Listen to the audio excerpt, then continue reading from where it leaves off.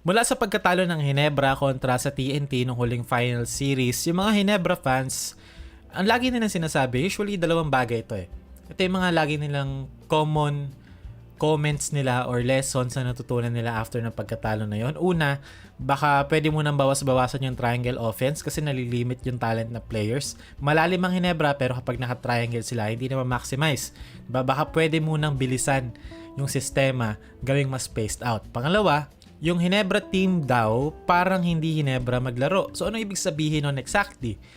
Ako, personally, in my opinion, itong Hinebra team na to, yes, talented sila. On paper, malalim. Pero I feel like kulang sila sa puso. And yung mga players na may puso, parang napapunish sila kapag they make mistakes. For example, Jamie, RJ. Ito yung mga tryhard sa team eh. Pero, when they make mistakes, parang they get punished so easily. Anyways, ang kulang sa Hinebra, basically, yung mga players sa tryhards. Kasi throughout history, yan naman talaga yung Hinebra identity, di ba? Meron tayong mga Ronald Tubid noon, mga Paul Artadi, even ng mga panahon na ni Alchua as the coach, di ba? May mga Mac Baracael, Chris Ellis, even sila Dave Marcelo. Or even nung medyo magte-2020s na, si Aljon Mariano nung kalakasan niya. Diba? Very tryhard, kaya nga siya Hulkbuster eh. Pero ngayon kasi parang kulang sa tryhard yung players ng Hinebra. Puro sila mga too cool for school. Very nonchalant. And ngayon parang overused na nga yung word na nonchalant eh, di ba? Parang we have to make, being a tryhard cool again. The same way na parang we are more... Okay. The same way na parang, sa kultura ngayon, being cringe means you're free or free from judgment. Anyway, so, makikita natin dito si Jason David sa mga clips na kinuha ko. Itong mga clips na to, hindi to yung mga textbook plays na makikita mo na very oozing with talent or whatever, di ba? Dito, Japet Aguilar, fade away. Kakrush lang ng board si Jason David, dalawang Northport players. Nakuha niya pa yung bola, forced a foul. Free throw siya, dalawa. Diba? Some players would have let this one go. Bababa na yan sa depensa. So, Jason David, why not? Diba? Fuck it. Yun ang dun eh. Again, dito. Maverick Missy, open 3-pointer. Makikita natin si Japet, tinitignan na nga lang yung bola. Ang dalawang nagka-crush pa rito, yung dalawang tryhards nila, si Jamie at si Jason. Si Jason, babox out dito si Kwekotei. Diba? Dalawa sila ni Jamie tumalon, nakuha ni Jason, put back. And again, diba? Nare-rewardan sa pagiging tryhard. Kapag nagkakagipitan na, it's nice to have someone na, willing makipagbakbakan. Like a young Scottie Thompson.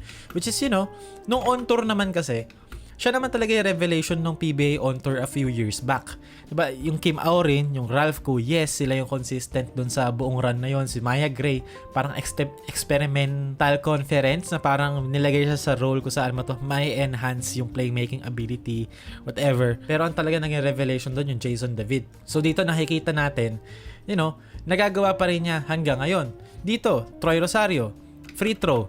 Diba? Tambak ng 20 ilang points to, hindi ko natamad na nga ako mag-mathematics. 23? 8 minutes remaining sa fourth quarter. Full court press dito ni Jason David Simonzon. Hindi lang nakuha ng camera. Naka-steal siya. Troy Rosario put back.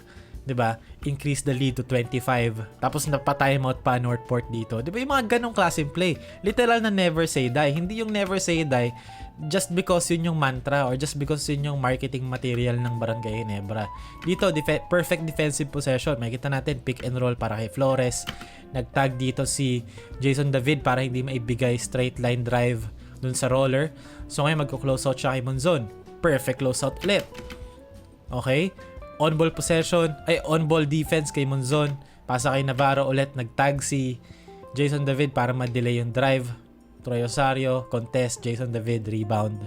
Nasa low ni Troy Rosario. Diba yung mga ganong maliliit na bagay? And most importantly, if si Jason David moving forward, consistent na siya from the outside, wala akong nakikita ang reason para hindi siya gamitan sa bench. Kasi ito yung tipo ng player na same kay RJ Abarrientos. Merong glaring weakness. Si RJ, weakness ni RJ, obviously defense. Si David, before this game, diba, ang alam nating weakness, yes, he can defend his ass off. Pero offensively, medyo limited siya. Like a Nards Pinto, diba? Parang mas malaking Nards Pinto siya or a younger Scottie Thompson. Meron siyang weakness. Pero I feel like, if you can hit his outside shots, you make him a type of player na parang role player sa mga Warriors or sa mga Spurs. Na, hindi ka i-impress ng parang superstar potential. Pero, doing the job well enough, but to give him like a 20 or 15 minute appearance sa isang important game at matutulungan ka kapag kailangan mo. Like yung mga Jonathan Simmons noon, kahit na mga later iterations na ng Spurs, may mga role players sila na very helpful for them. Like yung mga Chimezi Metu, ganun. Or para sa Warriors, di ba? Even yung mga yan, mga Quinten Post, di ba? Malaking bagay for them. Pero, laging may weakness. Pero, who cares? Kasi, ang problema sa Ginebra, masyado silang nagre-rely sa mga players na kayang gawin lahat, yung walang weakness. Pero, nagkukulang sa soul, nagkukulang sa puso. Kasi parang lahat, kayang gawin lahat. Ang nangyayari, walang may kayang gawin. Di ba? If you have guys like, you know, Stephen Holt, Stephen Holt, Ralph Koo, Maverick Hanmisi, Scottie Thompson, Troy Rosario, magkakasabay lahat sa court. 'Di ba? Parang lahat sila all around, pero dahil lahat sila kayang gawin lahat, parang wala ring may kayang gawin. 'Di ba? Walang nagsa-stand out sa kahit na ano. Pero if you play like a guy like RJ Abarientos, sinabihan mo kunyari ng Maya Gray, specialty 3 points. Tinabihan mo ng Jason David, specialty paigin try hard. Kumbaga, ngayon meron ka ng team na mas may edge. Pero ang kulang doon, 'di ba, yung consistency. Pero aanhin may consistency kung wala kang edge. Kasi yun yung nawala sa Ginebra. Wala silang edge eh.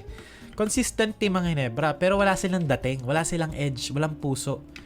So, in my opinion, kung hindi man si Jason David yung player, I think this is a sign. Okay, ito na yung sign for Ginebra to focus sa mga players na pang Ginebra. Yung mga players na try hard. Yung mga players na hindi too cool for school. Hindi mga nonchalant. Let's go back to our roots. Pagiging Ginebra. And I think yun yung nakikita ko mensahe ng performance ni Jason David overall.